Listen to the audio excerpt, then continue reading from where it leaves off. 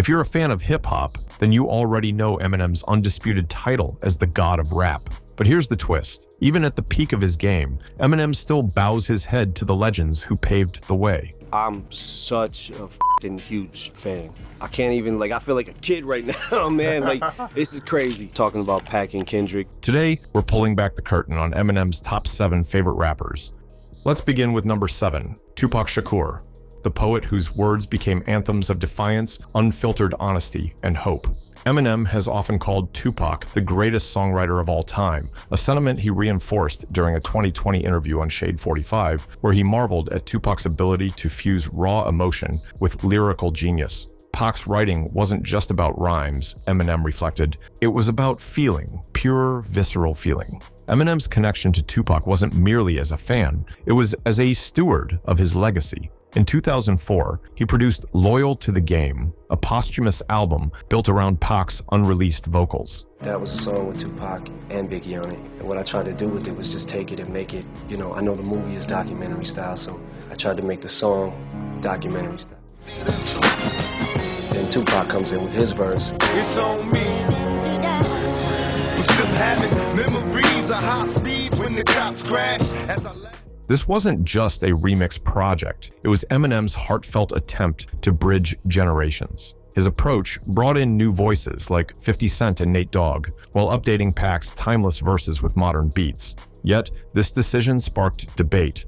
Hardcore Tupac fans praised the effort, while others accused Eminem of commercializing or even distorting Pac's raw message. It's worth noting that Eminem's admiration for Tupac transcended music. He once sent a hand-drawn portrait of Pac to his mother, Afeni Shakur, as a token of gratitude and respect. The gesture, shared publicly by Afeni, underscored how deeply Eminem felt connected to Pac's spirit and story. In his own words, Eminem described why Tupac's work resonated so deeply. You feel Pac. If you listen to him, you're gonna feel him. The play on the P words and all that shit, and how he was doing it was so crazy, mixed with the feel that Tupac could give you, which is constantly why I feel like he was always saying, "Can you feel me?" Because you felt Pac. That connection isn't just nostalgia. It's recognition of an artist whose vulnerability and social commentary still resonate decades later. For Eminem, Tupac wasn't just a voice from the past. He was, and continues to be,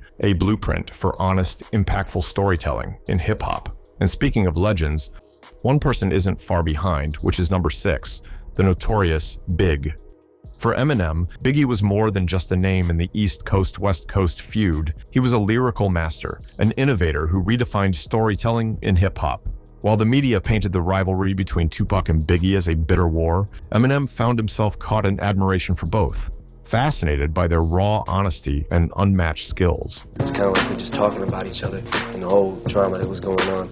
And basically what I was trying to do with it was make people realize, take them back to that time, 95, and take them back to that time when that beef was happening and make them realize how ridiculous the beef was in the first place.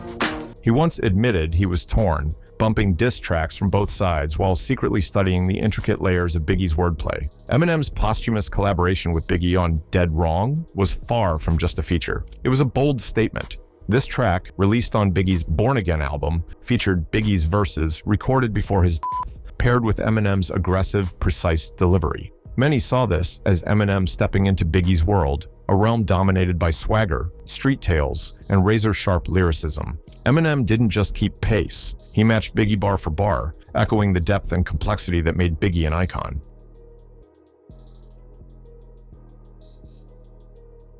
But there's more to it. Biggie's influence can be heard in Eminem's earlier work, the Slim Shady LP and the Marshall Mathers LP, where storytelling and wit meet brash delivery.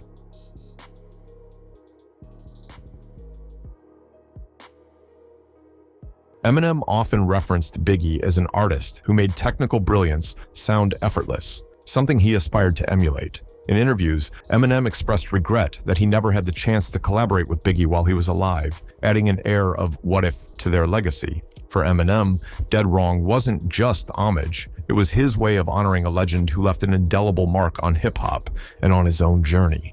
Next up, we turn to number 5, Nas.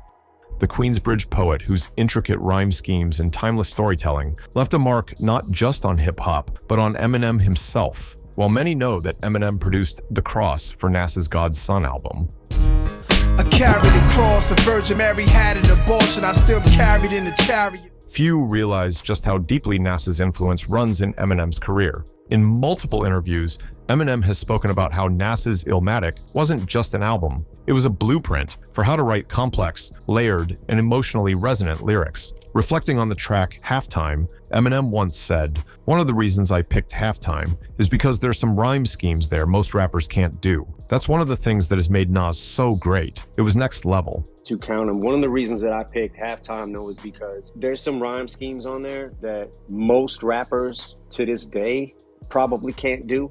And that's one of the things that has made Nas so great over his career. Like when he, cause when I blast the herb, that's my word. I be slaying them fast, doing this, that, and the third. But chill past the entree and let's lay. I backed up at John Jay and hit a matinee. He was rhyming entire sentences. And I'm like, what the is this? You know what I'm saying? Like, This revelation didn't just inspire Eminem to sharpen his own pen game, it fueled his obsession with perfecting internal rhymes, a hallmark of his later work. Tracks like Lose Yourself and Stan carry the unmistakable fingerprints of Nas's influence.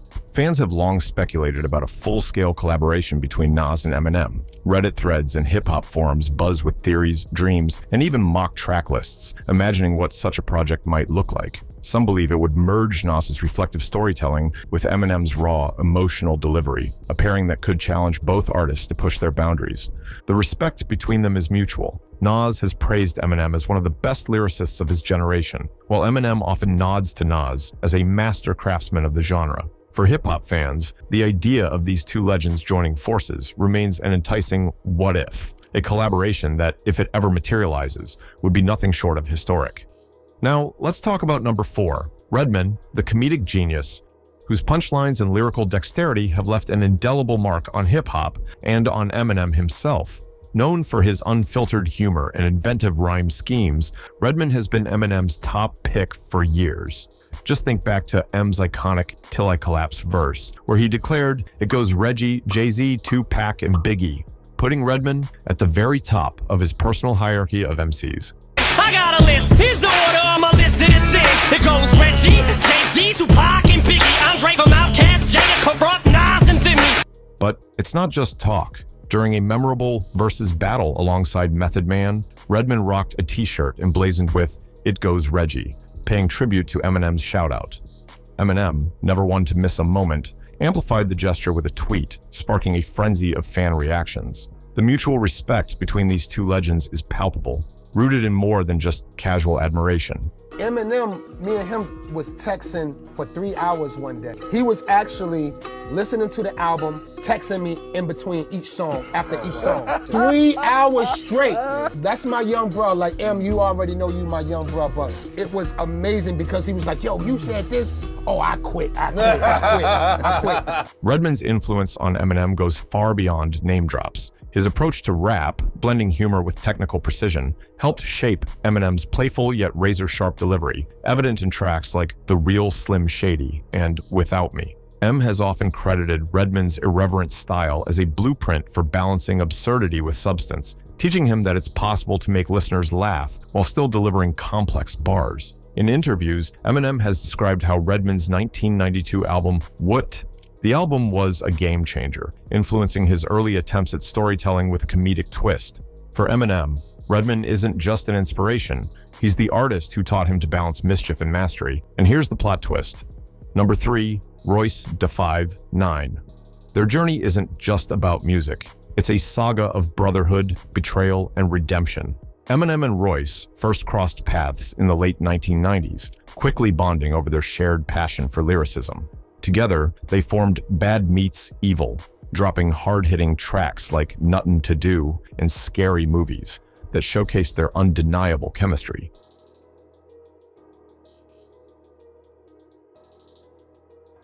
But success wasn't without its shadows. As Eminem's star rose with D12, tensions flared.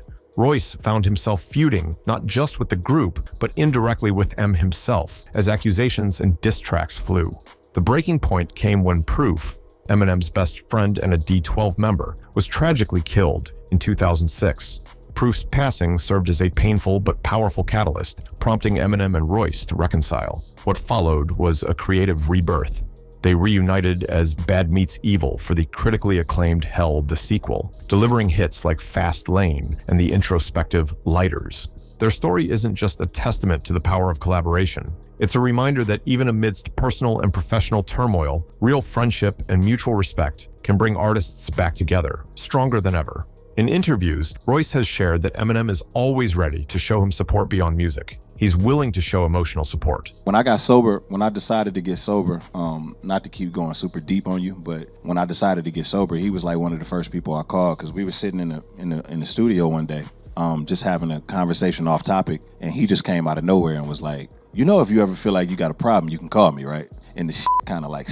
The thing between them moved from fire and loss to something deeper, a quiet, unshakable brotherhood. Through highs and lows, personal tragedy, and creative success, they leaned on each other. In the end, they found a way to heal through music. Next on our list is number 2, Jay-Z, the mogul, the mastermind, the man who's been at the top of hip-hop for decades. While other rappers have come and gone, Jay-Z has stayed strong, always adapting to the times while keeping his own unique style. His collaboration with Eminem on Renegade wasn't just a song, it was a huge moment in rap history. On that track, Jay-Z's smooth, thoughtful delivery was the perfect match to Eminem's fast, emotional verses. Not you, can't walk in my pants, can't step in my shoes. Bet anything you lose your time, your shirt. I'm in a position to talk to and they listen. I ain't no politician, but I'll kick it with them a minute. You see, they call me a menace, and if the shoe fits, I wear it. But if it don't, then y'all swallow the truth, grit and bear it. Now who's the king of these rude, ludicrous, lucrative? Who could inherit the title? Put the youth in the steerage, using his music to steer it, sharing his views and his merits. But there's a huge interference that say you shouldn't hear it. Maybe it's hatred I spew, maybe it's food for the spirit, maybe it's beautiful music I made for you to just cherish. But I'm debated, disputed, hated, and viewed in America as a motherfucking drunk ass. You didn't experiment, nah. That's when you start to stare at who's in the mirror and see yourself as a kid again, and you get embarrassed. And I got nothing to do but make you look stupid as parents. You freaking do good, it's too bad you couldn't do good at marriage. It wasn't just 2 rappers sharing a beat. It was 2 legends, each bringing something different and powerful to the table. Renegade has been talked about for years, with many fans and critics saying it shows off Eminem's amazing wordplay and Jay-Z's clever lyrics.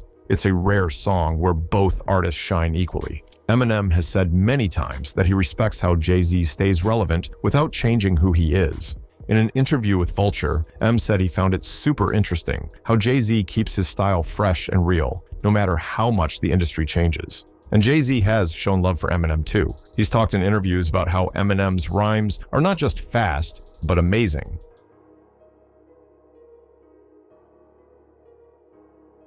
It's clear these two have a lot of respect for each other. Fans are still hoping for another collaboration, something that mixes Jay-Z's sharp, polished lyrics with Eminem's raw, emotional energy.